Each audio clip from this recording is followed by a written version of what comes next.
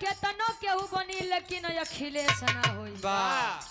केहू केतनो बन जाए लेकिन आदरणीय पीडीए के नायक अखिलेश यादव जी नहीं हो पाई हो।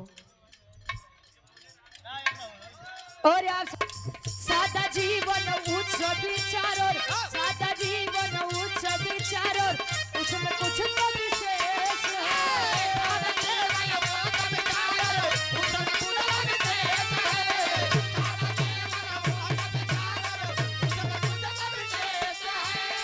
बात पे अपने अडिग रहे और राशि गिन का मेष है। बात पे अपने अडिग रहे और राशि गिन का मेष है।